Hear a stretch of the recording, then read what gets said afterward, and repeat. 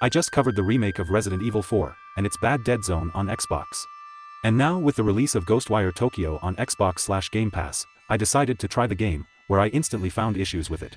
Not only is the Xbox Series X version completely broken in many ways, but also the dead zone instantly stood out to me.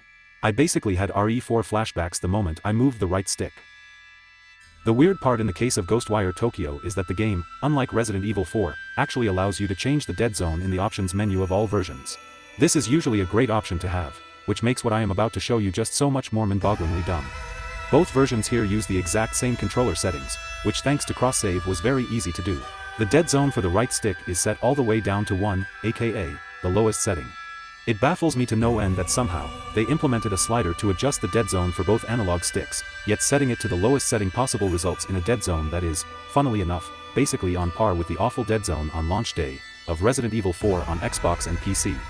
This time around however the PS5 does not have a clear advantage here as I tested that one as well. Where it came out right between these two versions you see here, worse than PC but better than Xbox. And here we have the results. As you can see, even though the dead zone is set to the lowest possible setting, we are still seeing some significantly noticeable dead zones on all systems. This adds to the sluggish and laggy feeling that John from Digital Foundry pointed out way back during their initial test of the PS5 version, and which he reiterated again on Twitter just a few hours ago. I do not understand why the developers do not give you the option to turn your dead zone all the way down, until there is essentially no dead zone left. What is the purpose of giving your players a slider from 1 to 100, when in the end you limit them in such a way? Having your lowest possible setting still be worse than the default in many shooters, is just absolutely not even remotely a logical move by Tango Softworks. Aside from this dead zone issue, the game also suffers from endless stutters on Xbox consoles. But even worse than that, the two graphics modes called HFR Quality and HFR Performance, which are designed to be used in combination with VRR, do not currently support VRR. Yes, this is not a joke. If you select either of these settings you will be greeted with constant screen tearing. You will have to select the VSync variants of these settings to use VRR, which defeats the purpose of having the other two modes entirely.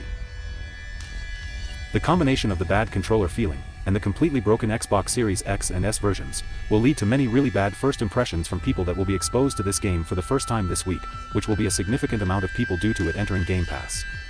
Tango Softworks has to first and foremost fix the awful performance on Xbox consoles, but also address the awful controls on all systems when using a controller.